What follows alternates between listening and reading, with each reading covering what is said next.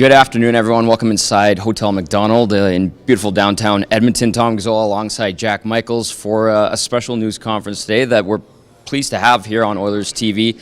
Jack, today it's going to be announced that Peter Chiarelli becomes the new president and general manager of the Edmonton Oilers.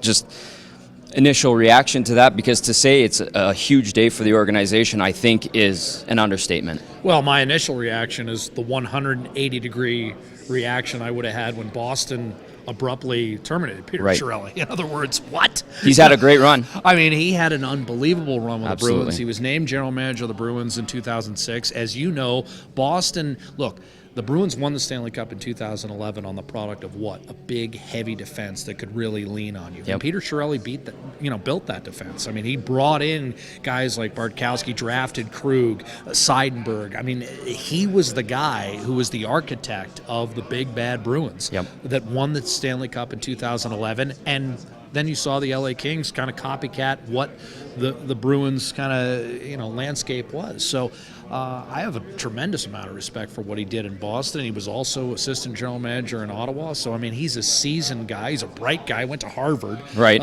So I mean, look. Played hockey at Harvard as well. No kidding. It's worth noting. And his brother Mike helped the Bruins. That's right. Was given a Stanley Cup ring. They didn't have enough names to fit him on the Stanley Cup, but he was part of that deal. So Peter Chiarelli brings a tremendous hockey resume, and atop the hockey operations department, I think if you're an Oiler fan, and especially if you've wanted some meaningful change maybe coming from outside the organization, you couldn't have imagined a better name than Peter Chiarelli. And it's part of what Bob Nicholson said the other day, Tom, in terms of wanting to assemble the best personnel available to him, whether it was players, coaches, or management. Right. And I think he's done that with this first stroke. He's acting on it very quickly. What's incredible to me is it hasn't even been a week since the draft lottery, and all of a sudden we went from about 0 to 100 miles an hour in a heartbeat. As soon as that card folded over and it was the Oilers winning the draft lottery, is that not incredible to you to see how this has kind of unfolded? Because I went into this offseason thinking, hey, it might be nice and enjoyable and relatively quiet, but all of a sudden we're going a million miles an hour. We've been doing a lot of shows. Yeah, exactly. We've had panel after panel. And I think, look, what that lottery does is bring some cachet to Edmonton. Obviously, having the first pick in this year's draft, it'll be kind of the belle of the ball type mentality. But I don't believe that's why Peter Chiarelli is here. I think his relationship with Bob Nicholson, having worked with him at Team Canada at the most recent Olympic Games, obviously they know each other well. Peter Chiarelli knows Kevin Lowe very well. Yep, and absolutely. So I think this is just like so many successful businesses. It's about relationships, and when you've got long-standing relationships with quality people, why wouldn't you talk to them when they suddenly become available? I'm sure Bob Nicholson couldn't have forecast possibly that he would be available. Right. But when Boston lets him go, and look, time may say that was a rash move by the Bruins. I mean, he was in the playoffs for all those years, one non-playoff year, and all of a sudden the Edmonton Oilers are able to snatch him. Okay, Jack, thank you for that. We're about to begin things at the podium, so we'll throw it over to the fellas at the podium right now.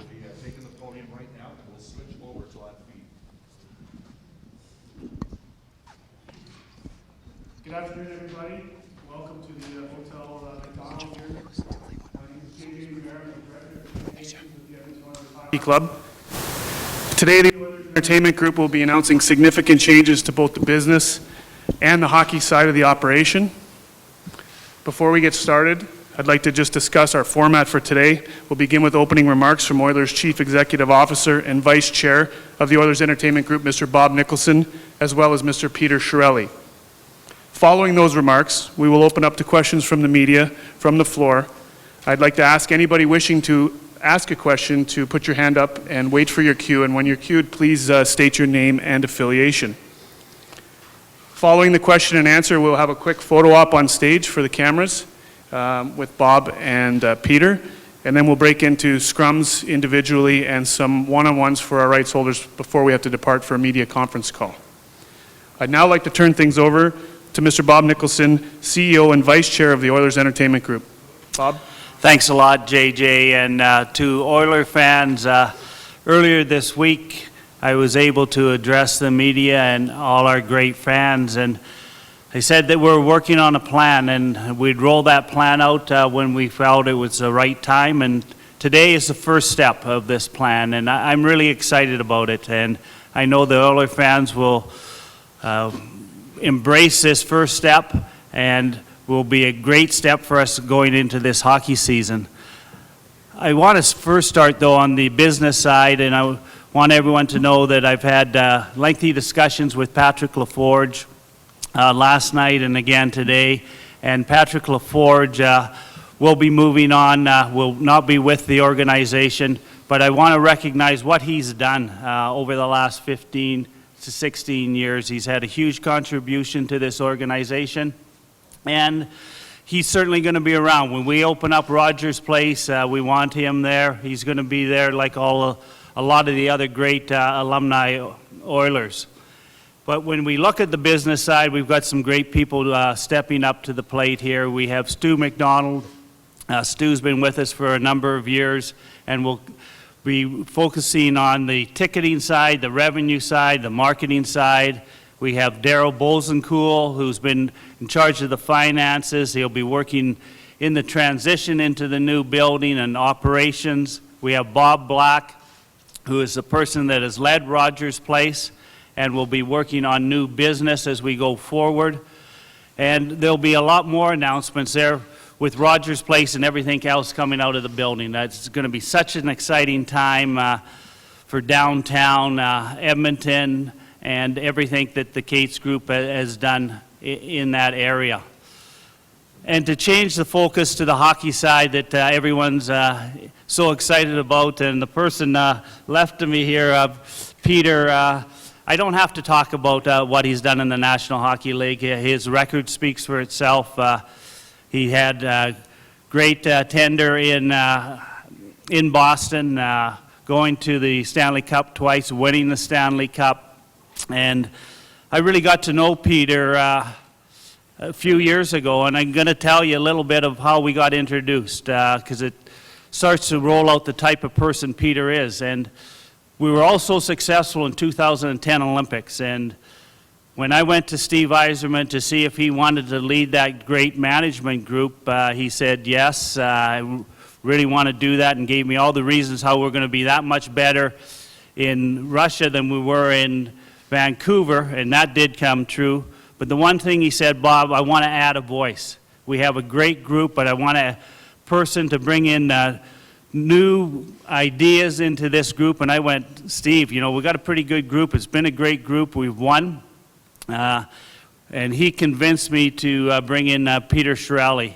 And I can tell you through all of those meetings, Peter put himself in a position to be a part of that group, added to that camaraderie to have our team play the way it did in Sochi. And that's the type of person Peter is. He's going to lead this group. He's going to lead hockey. He's the president of hockey operations, the general manager, and he's going to make sure that he has strong people around him. And I know that we're going to get this organization headed in the right direction. So Peter, it's so great to have you, your family. You know, it's been a bit of a whirlwind. I think the other thing, this has gone so quickly, one of the keys that we talked about was, you know, how's your team going to play? If we can, teams as quick as we got this contract done, I think that'll be great for the fans. Thanks, Bob. First, I'd like to thank Daryl Cates, Bob, and Kevin. This happened really quickly, and one of the reasons it happened really quickly is because I've known them from before, and I really like them, I respect them, and I respect their hockey minds, and I respect them as people, and it made it very easy to become comfortable with the situation. So thank you, Bob and Kevin and Daryl, if you're watching. It's been a real whirlwind, as Bob said, but it seems like it's today Friday, so a week and a half ago I got bad news, and today I got terrific news. So I'm really excited to be part of this organization. It has a long and rich history. I come from an Original Six team with a long and rich history, so I know to respect the legacy, to embrace the legacy, and the same is going to apply here. Having said all that, I have thoughts, I've got ideas, I've got a lot of things going on in my head. And once I started talking to Bob and to Kevin, each passing day you get more energized and you get more ideas. So I'm really excited to be part of this. We took a tour of the arena project and it's unbelievable. It's overwhelming. My wife was down and I've never seen anything like it, especially where it is, right smack in the middle of downtown. So excited to be part of that. This team has got a lot of good pieces, and the way I handle these things, the way I manage is there's nothing really flashy about it. Although we've in the past I've made some trades and I'm not afraid to do that. But it's about getting to know the people, getting to know the players, really instilling an attitude and a philosophy about winning, and the sacrifices that it takes to win, sacrifices on the ice and off the ice, the mentality that we all have to embrace. And there's really nothing magical about it, and there's nothing magical about me. It's about hard work, it's about connecting, communicating, and that's what I plan to do. And I have a lot of resources around me, starting with Daryl, Bob, Kevin, and all the existing people that I will meet with and go through. But it's how you take the next step, and it has to be a measured approach, and that's kind of the way I operate. So it's a real honor and pleasure to be part of this, and I'm really looking forward to it. And I think as far as doing my schedule, I think I've booked the next 3 days, and that's it. That's all I know. So anyways, thank you, and I'm happy to be here. Thank you, Bob, and thank you, Peter. We'll now take questions from the floor. If you again, please put up your hand, and once I acknowledge you, we'll go ahead. First question for Jean Principe. Hi, Peter. Welcome to Edmonton. Just if you could maybe describe what the challenges might be like, or how excited you are about having, I guess, 2 jobs. And Bob, a little bit of the process of making changes regarding Kevin and Craig. I'll start off here, Peter. First of all, on those changes, it's very clear that Peter is the president of hockey operations and general manager. I've had a discussion with Craig McTavish. In fairness, Peter has not had that time. We just signed the contract early this morning. Just so we're clear with Kevin Lowe, everyone in the organization will report up to myself, but I am the CEO and vice chair. There's 2 vice chairs of this organization. They're Bob Nicholson and Kevin Lowe. And there's 1 chairman, Darryl Cates. So when you look at how we will operate within the whole OEG, as everything comes up to myself, I'm going to work with Kevin Lowe on a lot of different areas. I know that I look at having Kevin help on the business side, help on the hockey side, and wherever it's best for the organization. My relationship with Kevin goes back a long ways, and we'll be very tight in all of that. And how he'll work on the hockey side more would be really up to Peter. You asked about challenges, and so at any time, at least in my only other experience in entering a new organization, each organization has their own challenges. I have to make an assessment of where the team is, where the roster fits, where the direction that we're going to go in. I have a certain direction that I want to follow, and that'll apply to the challenges. Like I was part of 7-8 years in Ottawa, where we had a real fast, skilled team. Part of 9 years in Boston, where we had a skilled, heavy team. The game's changing, so it's finding a balance between the two, and that's kind of my objective here. There's a lot of challenges in any organization. There's a lot of areas where you want to get better, and I've been Eastern Conference guy for a while. I know this team. I don't know it great. I know the players, so there's a lot of work to be done from my perspective. There's obviously some areas that have been well chronicled where that we're going to have to look at, the goaltending, the back end, the style of play and all that. So there's a lot of them. And I probably don't have enough time to tell you them all, but as I said in my opening address, there's a lot of good things here and exciting things. There's a lot of young legs, complementary players that can really help build a good foundation, and they play fast. I'd like to see them play a little harder, and that'll be a challenge.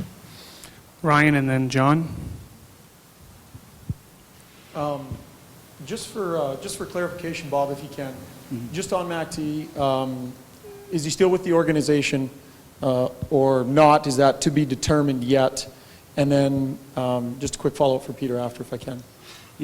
Definitely, Craig McTavish is still with the organization. As I stated, I chatted to him yesterday and today, and Peter will look forward to talking to him in the next couple of days. And Peter, sorry to get right to it like this, but Oiler fans are going to want to know this one. One of the trades you made while you were with Boston was moving a good young forward in Tyler Seguin. The Oilers have lots of good young franchise-type forwards too. As you sit there today, how do you feel about that trade, and how does that experience maybe affect what you might do with some of these young crop of good forwards you have? I've actually made a few trades of good young forwards, so that's something that I won't shy away from. That was a trade that had underlying reasons that I won't get into, but he's a terrific player. He was our leading scorer, and that's what I'll say about that one. In this business, you can't be afraid to make trades. Like the way that the parity is developing, the way that the cap is closing in, the margins are really small. So you have to. Those are ways to improve your team. So I'm not afraid of doing it. It has to be the right moment. There are some very good young players on this team. Doesn't mean that I'm going to trade any of them, but those are deals that you can't be afraid to make. They have to be well measured. You have to be well informed. That deal was, obviously he's a very good player, and there were reasons for doing it. John and then Jason. This is for Peter. I'm over here. Two kind of timeline things. You've been involved with the development of two NHL organizations in a fairly significant, obviously very significant way. Where would you situate this team on the cycle of success? That's first. And second of all, what's the timeline to install a head coach? The first part was a good question. It's going in, being part of Ottawa was the start of my career, and they had, I think when I can't remember if we made the playoffs the year before or my first year. They made the playoffs the whole time. There was a lot of young players, not unlike here. There were some star players. There's a lot of similarities, probably more to that one than to Boston. Boston had been, well, they were at the bottom too. There were some good pieces. There's Bergeron and the drafts, Lucic, Krejci, and guys like that. Obviously, the goaltender was really came into his own with Tim Thomas, and then Tuukka Rask. I would say it's more probably like Ottawa, just because there was probably more young players that were kind of getting into their own and becoming mature players. But as I said earlier, I really think I think it's kind of right in the middle, because in Boston we had to add a lot of pieces. I don't think that's the case here. But here it's about the next stage of their development. There's some young kids that they have to be put in their proper places, either here or in other leagues, and I talk about a measured approach. Like there's not, it's not like we got to get there and we got to get there in a year. I think there's a lot of good pieces. It just has to be not methodical but measured, and we got to go through the right steps. Your other part. Oh, I don't know. I have to talk to Todd, and then and I can't give you a timeline. Ideally I'd like to have it all tied up in a bow before the draft, but my to-do list is pretty big right now. Jason and Dean. Guys, I got one for each of you. First, Bob, was this something you'd thought about? Were you planning on making a GM change, or did it all change when Boston made the decision to let Peter go? No, you know what? This is something I've been looking at the whole organization, and when the opportunity to be able to talk to Peter became available, I certainly reached out very quickly to do that, and then it took off and we went through this process in the last few days. Peter, I know you just got the job, but for the last few years, there's been a lot of talk about hope, and this team will improve with all the young players, and there really hasn't been any tangible improvement in the standings. You mentioned how you see they play fast, you'd like them to play harder. How do you instill that? Is that a philosophy you're going to want from a coach? How do you go about getting that in your organization? Well, you have to come at that from a bunch of different angles, whether it's player personnel, right? Just simply hard players. Players are hard to find. So it's about the attitude and the the heaviness, for lack of a better word, whether it's a heavy stick, whether it's a heavy player. And there are players, there are teams that don't have hard, heavy players, but they play heavy. They're strong in their stick. So that's something that you have to instill. And I know, listen, I've seen the progression here in past years, and talking to Mac T, and like they've been trying to get bigger and heavier, and so I see that, and that certainly is an area where I would like to improve. But I don't think you can just be focused on player personnel. There has to be a real kind of instilling, and you probably, there are teams, I won't name them, but you probably know them. There are teams that aren't necessarily hard and heavy, but they strip pucks. They're hard on battles. They win more, share their battles. They're 50-50 battles are won all the time, and they're heavy. They're heavy, but they're not huge. And a lot of that has to do with the coach. And a lot of that has to do with the philosophy of the organization, and that's part of what I hope to instill. Dean and then Min. Bob, question for you. Were there things that Craig did or didn't do, which are the reasons why you made this change at GM? No, I think one of the key things is I know Peter very well, and when Peter became available, he was certainly a person that we wanted to talk to. Kevin and myself talked about it because of our relationship with Peter through the Olympic program, and as we go forward, we'll continue to talk to Mac T here over the next couple of days. Min. Bob, question about the lottery and winning it. How much of an impact, if any, did that have on expediting some of the changes this week, or is this something that's been happening that you've been working on for a number of months? As we all know, that was a pretty special moment to win the lottery, but no, it was a planned out approach here. As I stated before, Darryl had asked me to come in and look at the overall organization, and the season ended, and so this was just part of the process, and really fortunate that we're being able to announce this quickly, and there's going to be a lot of other announcements as we go forward within OEG, a lot on the business side, and I know everyone's looking forward to that. Thank you. That will conclude the formal part of our news conference today. We're going to have a quick photo up here. We'll move the podium out of the way so we can get a couple good shots of Bob and Peter with the Oilers jersey, and then we'll break into some scrums and one-on-one. So thank you, everyone, for coming.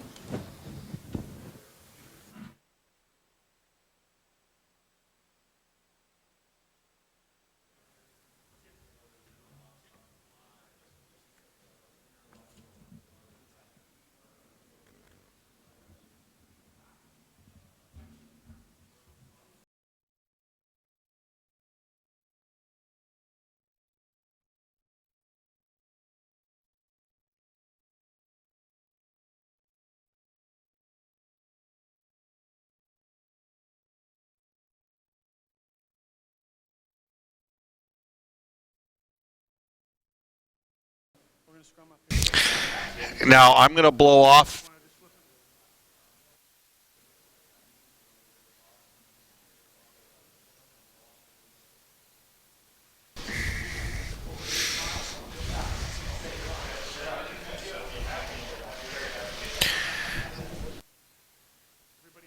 Bob Nicholson going out on his own. He apparently discussed it at length with Kevin Lowe. They have histories with Peter Chiarelli, which is what we talked about before the press conference, and so it makes sense to bring in the best available. Bob kind of confirmed what we speculated, that maybe the whole game changes a little bit once Boston makes the move. I mean, that's certainly, I don't think Bob Nicholson had a plan that Peter Chiarelli would become. Chiarelli's available. Yeah, exactly. I mean, so that certainly changed. And then the other thing I'll take away from what Peter said is, in terms of timelines, like Bob, a measured approach is key right now, and the most important role now that needs to be filled is the head coach of the Edmonton Oilers. And he said he's going to talk to Todd Nelson first, and that while ideally he'd like to have everything, as he put it, wrapped up in a bow by the NHL draft, he's not going to rush making what obviously looks to be a most important decision, the most important decision that he'll make in his first month and a half or so as president and GM. Is it somewhat surprising how swiftly Bob Nicholson has acted over the last 4 or 5 days? I don't think so, because what I know about Bob is he garners the best available personnel that's available to him, whether it's been players, coaches, management. He assembles that talent, and then he allows those people to make the decision. So he's going to act quickly, but he's also got to act quickly because he wants the best available that's out there. Speaking of Bob Nicholson, he is talking to Bob Stauffer right now. We're going to patch into that feed right now. Is to be joined by the CEO of the Oilers Entertainment Group, Bob Nicholson. And, well, you said you were going to move quickly, and I guess you've moved quickly. You know what? Wasn't sure if we were going to move this quick, but, once we got into discussion with Peter, it became very clear that this is the person that we wanted to be the president of hockey operations and general manager. In the hockey business, you're looking for the best possible players. You're looking for the best people, and you can extend that metaphor for executive, and that's something that you brought up on Monday as well, and that you wanted to hire the right senior executive. That was your exact quote, and then let them run with it. Maybe just, and I know you briefly alluded to your experience with Hockey Canada with Peter. I mean, this is a Harvard-educated guy that has won a Stanley Cup as a GM in the NHL, worked for a couple different organizations, also been an agent, so he understands that end of it. But, along the way during those Hockey Canada days, you obviously developed some sort of philosophical kinship, did you not? Yeah, we had a great relationship. And he came in a difficult situation. We won a gold medal in 2010 in Vancouver, and it was, try to repeat that is really tough. And to do it in Russia, and Steve Yzerman really wanted Peter Chiarelli, and in fact, I sort of backed Steve off, saying, we've got enough voices. And he talked me into it. I met with Peter, and wow, what a difference he made. And we won in Vancouver, but how we won in Sochi all started at the top of how they put that team together, and Peter was a big part of it.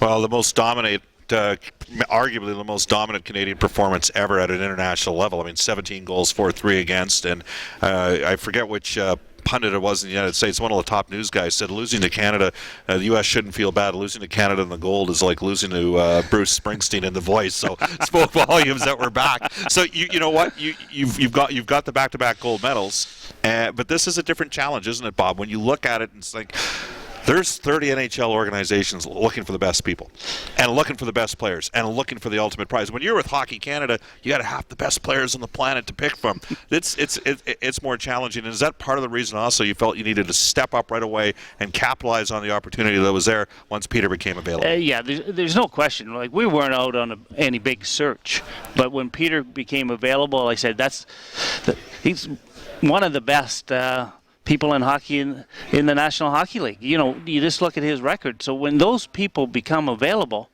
and you have a relationship, you go get them, because if you don't go get them quick, else. And we were able to get him here to Edmonton, sit him down. He has great respect for Daryl Cates. Another sort of, Daryl treated our management group really well with the Olympic team. Right. And that helped because he knew the owner and his relationship with Kevin Lowe.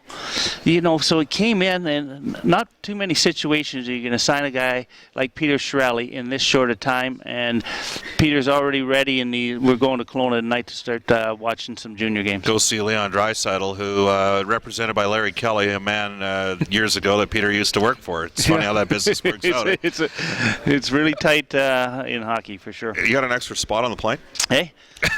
Oh, you never know. You never know. Hey, if we can get back after the game, I'm all in. Bob Nicholson joining us. Bob, now there were some changes made in the business side of the Oilers organization. Patrick LaForge was a driving force during the challenging days of the Edmonton Investors Group, the EIG, with Cal Nichols as chairman and gentlemen like Bruce Saville and Jim Hull involved. And he carried through 7 years with Daryl Cates as well. Often one of the first things that happens when there's a change of ownership is either the CEO or the CFOs go, but Patrick stayed around a long time, and I know that you certainly would like to highlight and recognize the work effort that he committed. Yeah, you know what, I have nothing but great words to say about Patrick LaForge. He's done a tremendous amount for the Oilers and the organization, and hopefully he's going to be around. He's going to be around as an alumni for the Oilers, and he's going to be around when we open this new building, because he was a person that really got it on track, and we wish Patrick all the best. And Bob Black and Kevin Lowe will take on some of a little bit of the roles. Is that correct? Yeah, at this time? Really what we're doing on the business side, we have 3 people that we're going to look at. It's Stu McDonald, who will be looking after the revenue side and the marketing and ticketing side. We have Daryl Bosenkuhl, who is really looking after the financial side and the transition. And then Bob Black, he's the person that really heads up building the building, and he'll look at new business. And Kevin and you remain as the vice chairs. And yeah, you know what? That's a real good point for people to understand. Everyone in the organization reports to myself, including Peter Chiarelli. And when it comes up to myself, there's 2 vice chairs in this organization, myself and Kevin Lowe, and we work with Daryl Cates. And so Kevin Lowe will be used in lots of different areas within the organization now with this type of change. Hopefully he's going to be out on the sponsorship side, but really anywhere that we feel is best for the organization. Day-to-day operations, though, nonetheless, Peter Chiarelli is now at the head of the Oilers, the top of the food chain for hockey operations. Yeah, there's no question about that. That's very, very clear. You are being summoned, Bob. We appreciate your time, and save me a spot on the plane. Okay, thanks there, Bob. You bet. That is Bob Nicholson. He is the CEO of the Oilers Entertainment Group. In probably 6 or 7 minutes' time, there's a good chance that we will hear from Peter Chiarelli. What we're going to do right now is it's 1:29 in Edmonton. We just heard from Bob Nicholson. We will take a quick timeout.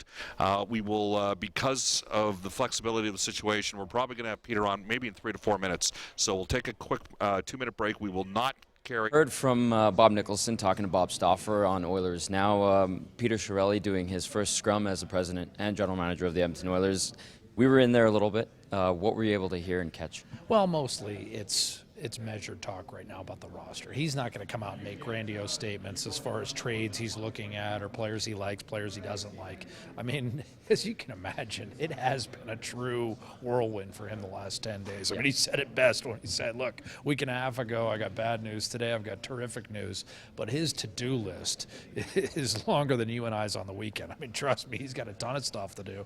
And right now it's not the time to make statements on players. I think he's going to sift through this, and I think he's going to have a real battle plan going into the draft and perhaps in the weeks leading up to the draft. Because remember, Tom, the Oilers have some real currency with which to work. A lot of draft picks. Exactly. I mean, they've got the second first-round pick. We know what's going to happen with the number 1 overall pick. But then as Montreal moves along in the playoffs, all of a sudden you're looking at potentially as many as 7 picks in the first 3 rounds. So he's got to digest all that. And look, I'm sure he looked at the Oilers quite thoroughly before he took this job, but it's different once you have the job. I mean, he's got to digest quite a bit here in a short amount of time, and I don't think we'll see any rash decisions. Like I said, I mean, even on the coaching front, he's going to talk to Todd Nelson first, and then go from there. And the other thing he's got to do, of course, is still have a conversation with Craig McTavish and assess what that role in the organization may be. One of the things you and I haven't talked about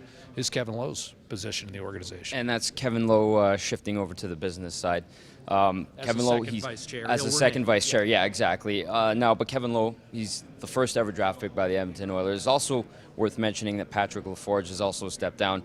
Those are two guys that really saw this franchise through some tough times, especially around 97, 98, with the potential to move and the team being up for sale. Well, look, I mean, how many guys can say he was an integral part of 5 Stanley Cups as a player? He was a head coach, he was a general manager, and now he's been in senior management for the last several years. Kevin Lowe has done a tremendous amount for the Edmonton Oilers organization for 3 decades plus. And I think Bob Nicholson illustrated that today, that he still means a great deal to this organization, and his opinion still will be highly valued. He's been an important man in this city. All right, we'll go back now to Bob Stauffer, who's talking to Peter Chiarelli.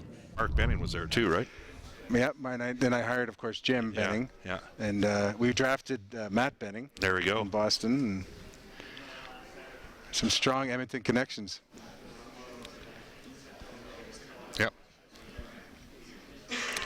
Welcome back, everybody. We're live at the Hotel McDonald. Bob Stauffer with you. This is Oilers Now. Reminder, you can text us at 630-630. Tweet us at Oilers Now. Tweet me personally, Bob_Stauffer. And our digital communications hotline is 780-496-0063. Very exciting day, and we're pleased to be joined by the new president and general manager of the Edmonton Oilers, Peter Chiarelli. What a whirlwind this must have been for you, eh? I mean, it's when you think about it, where you were 10, 12 days ago to where you're at right now. Yeah, it was certainly a swing of events and emotion, and really to go from an original 6 team to the team that has the rich history that this team has is kind of cool. It's just a lot of events took place in a short period of time. I was fired on Wednesday and started talking to Bob and Kevin on Sunday, and then here I am today. Bob Nicholson, Kevin Lowe, you have a connection to them in the 2014 Olympics, and it started, I would think, even earlier than that with Daryl Cates, because I know there was a scene in the video that was produced where you guys were sitting around talking. I could swear that scene was shot right at Daryl's house down in Baltimore. It was, and my first connection with them was at I guess it would have been the World Championship a couple of years prior to that.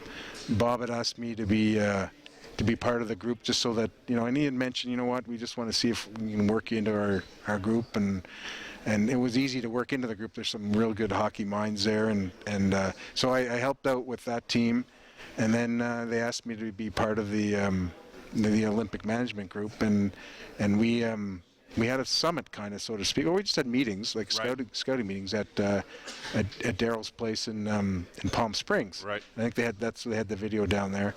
So I got got to have the meetings and got to meet Daryl down there and his family and so that's where you work in there's a lot of discussion and communication when you're putting together those teams, in addition to obviously the other duties that you have as manager with your own team.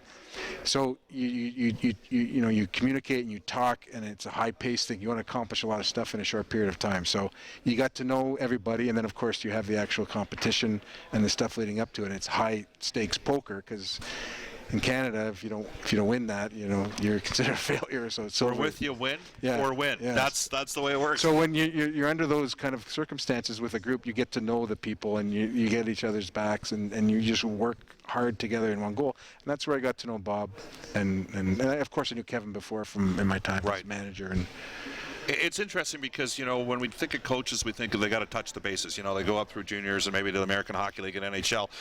As a general manager, you're not an ex-coach, but you went the other way through the agency side, working with Larry Kelly, who I think until the last couple months represented Leon Draisaitl. I think you guys are going to go see him play tonight in Kelowna. But you worked with Larry Kelly, then you go to Ottawa to work for the Senators organization in a support role, and then you become the guy in Boston. Peter, how important was it for you for this job that the buck stops here with you? And we had Joe Haggerty on from Boston, and he explained to us some of the drama that was going on behind the scenes. I mean, a guy really does want to have autonomy when it comes to making decisions, especially in these roles, doesn't he? Yeah, well, you do, but by the same token, you have to be as informed as possible. So you'd be negligent as a manager if you didn't use the resources and use the people around you to get information and opinions. So it's it's nice to have it, and at the end of the day, I was accountable, and it was the decision. I was responsible for the decisions in Boston, and I am here. So, titles aside, I mean, in this job, you want to do things properly and you want to win, and that's also high stakes poker too. You gotta you gotta win, and you gotta do it in a certain period of time, and that's why I made mention of being more measured here. Like, you really have to do it in a not so much methodical, but the proper way. But it's nice. It's nice to have those titles, but at the end of the day, we work together towards the same goal. You did play. You played at Harvard. You have an Edmonton connection. Mark Benning played at Harvard. Elmer Benning still listens to the show on a daily basis. Jim, of course, you were telling me you hired Jim Benning initially, and he's now the GM of the Vancouver. Yeah. No, there's a strong Edmonton connection, and in Boston, we drafted Brian's son. Right.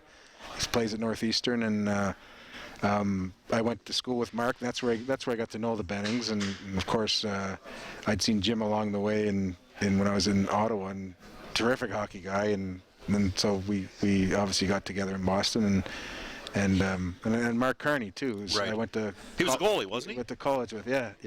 He was a goalie, and he was the best man at my wedding, and one of my best friends. So was he like the finance minister at one point, or what was the? Well, he was more than that. He was the governor of the Bank of Canada. Right. Now he's the governor of the Bank of England, and so he's doing okay. He's a bit of a rock star, yeah. So, and this is a town that I've always been through to scout and stuff, and it's I didn't realize the actual size of it until I've been driving around a little bit, and it seems to be growing. And this arena project's unbelievable. It is unbelievable. Last one for you, just a quick thought on coming aboard at a time. Potentially Connor McDavid. We don't want to get ahead of ourselves, but it is given Taylor Hall and Ryan Nugent-Hopkins, pretty special opportunity here, isn't it? Yeah, he's a heck of a player, boy, and the other kid's pretty good too. I watched him a lot, Eichel. Yeah. But Connor McDavid's a terrific player, and don't want to heap too much pressure on him, but that certainly helped my decision. Peter, we have to let you get running off to join our television partners who pay substantially more for the rights than radio does. So thank you for your time. Thanks, guys. Excellent. You bet. All right.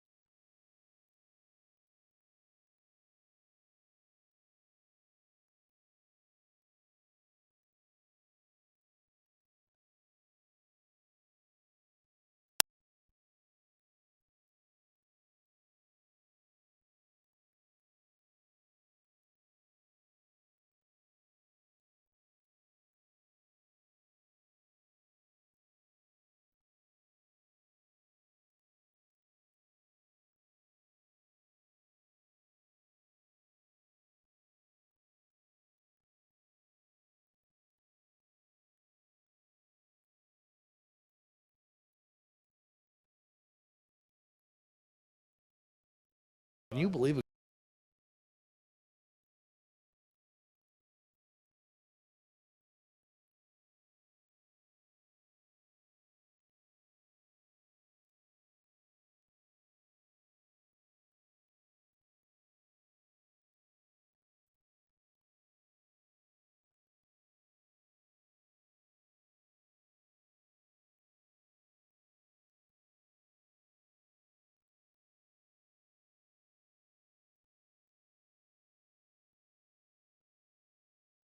Well, the big news warrants a panel, of course, and it's funny. We made the joke that we weren't expecting to be back till June. We made that joke again on Monday. I'm not even going to make that joke anymore. So At this point, we'll be back tomorrow. Yeah, we'll probably be back tomorrow. So Chris, Bob, Jack, in for the Sport Check panel. Guys, reaction to today's events. Jack, I know we talked to you a little bit, but Bob, you had a chance to talk to Peter Chiarelli, and Chris would like to get your insight as well. Yeah, I guess from my perspective, you have an opportunity to go out there and get a senior executive that has won a Stanley Cup and has been involved with 2 franchises that were fledgling. I mean, Ottawa had some gifted young players, and they were starting to turn the corner when Peter Chiarelli was there in sort of a support role. And then you take a look at what happened in Boston and ultimately winning the Stanley Cup with a team that had gone through some pretty tough times when Peter first went there. I mean, the connection. Went to another final. Yeah, went to another final, and then you're talking about a guy involved with Hockey Canada, has a connection to Bob Nicholson and to Kevin Lowe, and so it makes a lot of sense. And from outside of sort of what is traditionally thought of as the Oilers' realm as well, and I know that's excited a lot of the fan base, and that's what happens. I mean, if you win, you want from inside that group, but when you have struggles, sometimes you need to go outside the organization. They've done that, and they've added a excellent senior executive. They've added someone that has a lot of respect around the league, a lot of respect amongst Hockey Canada. Bob Nicholson said, as soon as we found out he was available right away, it's part of the plan. I'm going to go talk to this guy. He's a guy that has an affinity for building up defenses. He did it in Boston, and that's an aspect of the Oilers that needs some work. So he comes in with that in his resume. It's interesting also the autonomy that he'll have in the hockey operations department, because I think a lot of people were speculating he comes in as the president, but he also has the general manager tag on that as well. So now it's on him to build up the roster, and he's a well-respected guy, so it's good. Well, and the other thing is Bob Nicholson has delivered what he promised. In other words, he's going to garner, as he did in Hockey Canada. I mean, this is how Team Canada, racked up the kind of success they did with him at the helm. Is he garners the best available talent, and that goes from players to coaches to management. If they're out there, his job is to bring them in, and then he has the security in himself to let them do their job. Well, he said he was going to roll up his sleeves and get to work, and he did the second day. And now he's brought those people in, and I fully expect now Bob Nicholson has added another piece that he feels can now do the job without him looking over his shoulder. And Peter Chiarelli is certainly that guy, a seasoned guy, and as we talked about, a smart guy. We talked about perspective as well on Monday. How much does it change even more with a guy like Chiarelli at the helm amongst people around the National Hockey League, potential free agents, trade partners, and all of that? I think it trades it bumps it up a notch. We talked about shortening the timeline as well, and now you're going to get those maybe on their prime still veterans that can come in, and those free agents that maybe are looking to win now, and they see the Oilers as probably a better spot now, in my opinion. Yeah, the combination for me, guys, of Connor McDavid and now Peter Chiarelli, and I think that it's safe to assume that the coaching scenario may not play itself out over in the short term. And what I mean in the next week or two, we may look at something after the World Championship on the coaching front, but the Oilers are going to be on the radar screen of all the significant top-end coaches because they've got a senior executive that knows how to win, and they've got a player that could be a generational superstar for the next 15 years with a tremendous young supporting cast. And if I was a coach, just as if I was Peter Chiarelli, I'd look at the situation and say, this is a great fit for me and great opportunity to grow. I think a coach would be thinking the same way. So I'm going to be very interested first to see what happens on the coaching front towards, say, the end of May, maybe. Well, that's going to be Chiarelli's first and most important decision. And absolutely. And then in terms of the potential procurement of talent and improving the defense, I think that's something that'll take place in and around the draft and into early free agency. Frankly, more likely for me by a trade. Well, and you think about what Peter Chiarelli did on that Boston back end. I mean, starting with Chara, he kind of came in right as Chara was coming in.